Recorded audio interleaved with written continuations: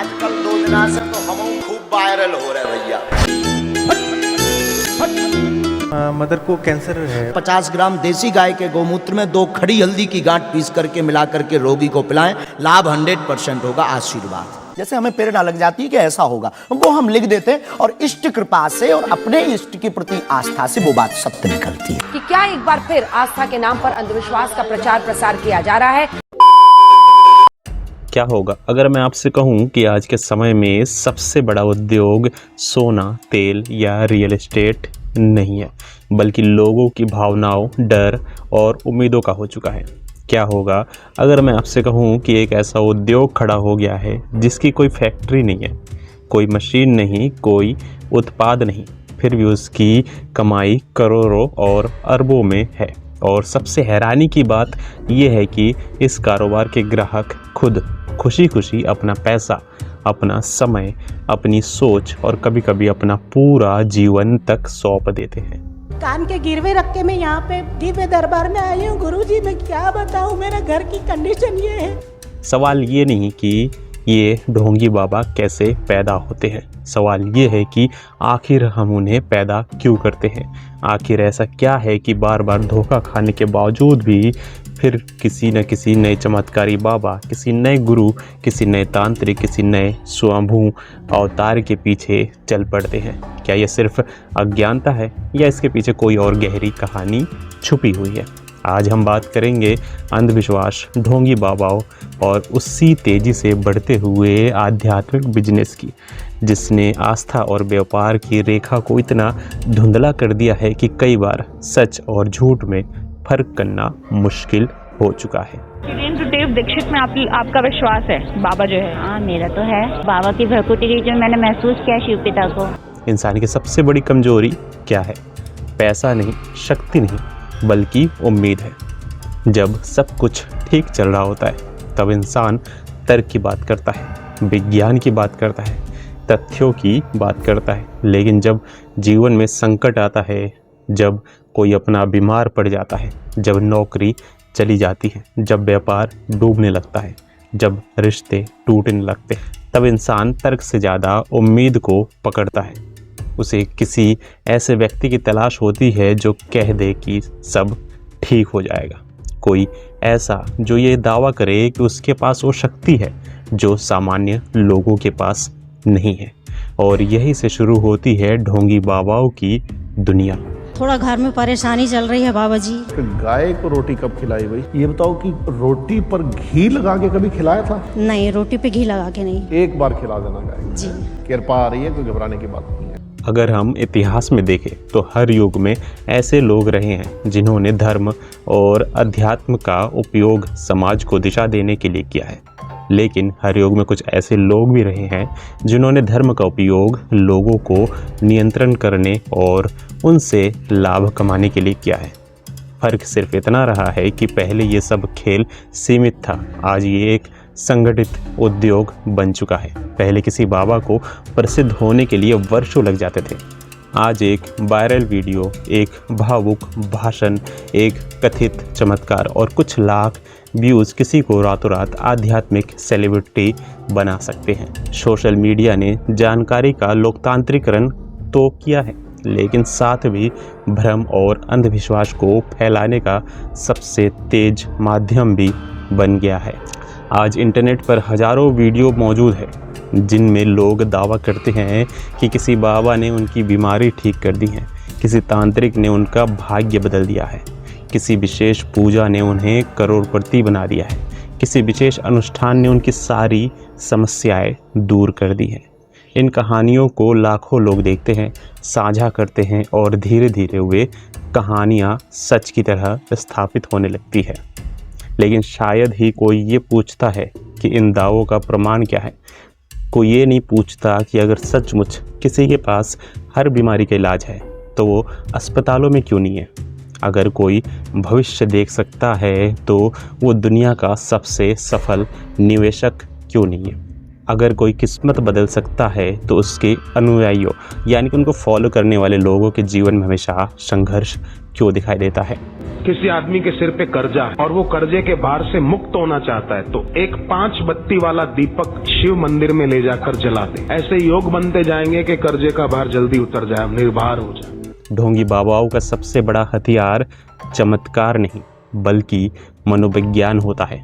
वे इंसानी दिमाग की कमजोरियों को बहुत अच्छी तरह समझते हैं। वे जानते हैं कि डरा हुआ व्यक्ति जल्दी विश्वास करता है, परेशान व्यक्ति जल्दी झुकता है, निराश व्यक्ति जल्दी उम्मीद पकड़ता है। इसलिए वे सबसे पहले डर पैदा करते हैं। कभी ग्रह दोष का डर, कभी शनि का डर, कभी पितृदोष का डर, कभी भूत प्रेत का डर, कभी तंत्र मंत्र का डर।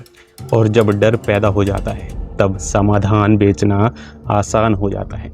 यही वो मॉडल है जो सदियों से काम करता आया है। पहले समस्या बताओ, फिर उसका समाधान बेचो। फर्क सिर्फ इतना है कि ये समस्या वास्तविक नहीं होती बल्कि अक्सर बनाई हुई होती है।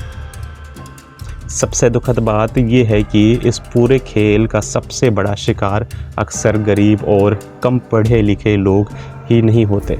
कई बार उच्च शिक्षित, बड़े व्यवसायी, अधिकारी और प्रसिद्ध लोग भी इस जाल में फंस जाते हैं। इसका कारण ये है कि अंधविश्वास का संबंध केवल शिक्षा से नहीं बल्कि भावनाओं से है। कोई व्यक्ति भौतिक विज्ञान का प्रोफेसर हो सकता है, लेकिन जब बात उसके परिवार, स्वास्थ्य और भविष्य की आती है तो वो भी भावनात्मक निर्णय ले सकता है।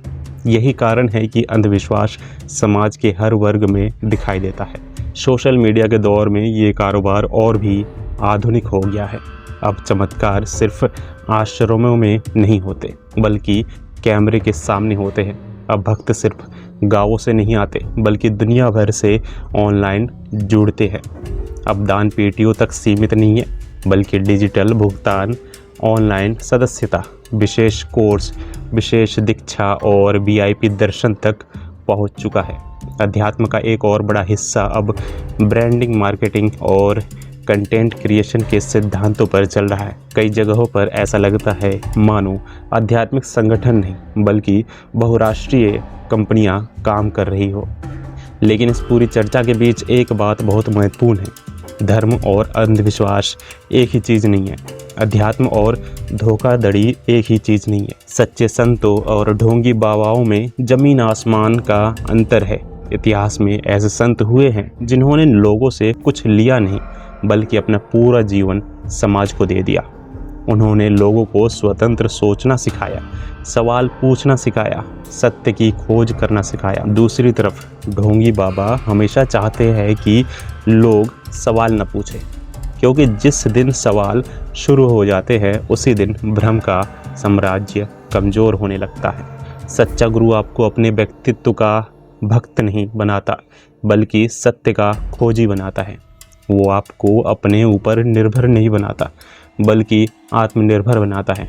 वो आपके डर को नहीं बढ़ाता बल्कि उसे समाप्त करता है। लेकिन ढोंगी बाबा इसके विपरीत काम करते हैं।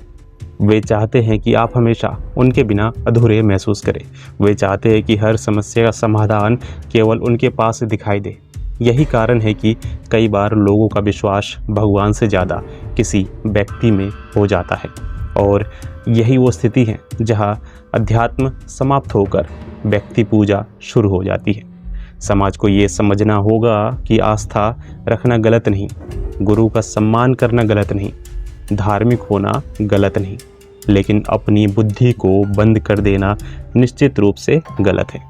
जब कोई व्यक्ति खुद को कानून से ऊपर समझने लगे, जब कोई व्यक्ति खुद को भगवान का सीधा प्रतिनिधि बताने लगे, जब कोई व्यक्ति हर आलोचना को पाप कहने लगे, तब सावधान हो जाना चाहिए, क्योंकि इतिहास बताता है कि ऐसे हालात अक्सर शोषण और धोखे की ओर ले जाते हैं। आज आवश्यकता धर्म छोड़ने की नहीं बल्कि विवेक अपनाने की है। आवश्यकता आस्था खत्म करने की नहीं बल्कि अंधविश्वास खत्म करने की है। आवश्यकता संतों का अपमान करने की नहीं बल्कि सच्चे और नकली में अंतर पहचानने की है, क्योंकि जहाँ विवेक होता है वहाँ अंधविश्वास टिक नहीं सकता, और जहाँ प्रश्न होते हैं वहाँ धोखा लंबे समय तक नहीं चल सकता, और जहाँ जागरूकता होती है वहाँ किसी भी ढोंगी का साम्राज्य ज़्यादा दिनों तक खड़ा नहीं रह सकता। अंत में बस इतना याद रखिए कि भगवान तक पहुंचने के लिए किसी बिचौलिए की आवश्यकता नहीं होती। सच्चा धर्म आपको स्वतंत्र बनाता है, भयभीत नहीं। सच्चा आध्यात्म आपको मजबूत बनाता है, निर्भर नहीं। और सच्चा गुरु आपको अपने चरणों में नहीं बल्कि सत्य के मार्ग पर खड़ा देखना चाहता है। इसलिए अगली बार जब कोई व्यक्ति आपको चमत्कारों के सपने दिखाए, आपको डर का व्यापार करे, आपकी मजबूरियों को अपनी कमाई का साधन बनाए, तो एक बार रुक कर सोचिए, क्योंकि अंधविश्वास का सबसे बड़ा आधार आपका डर है और उसका सबसे बड़ा दुश्मन आपका विवेक है। जिस दिन समाज ने डर की जगह समझ को चुन लिया, उस दिन ढोंगी बाबाओं का सबसे बड़ा व्यवसाय अपने आप खत्म हो जाएगा। और शायद वही दिन होगा जब आस्था फिर से अपने सबसे पवित्र रूप में दिखाई देगी।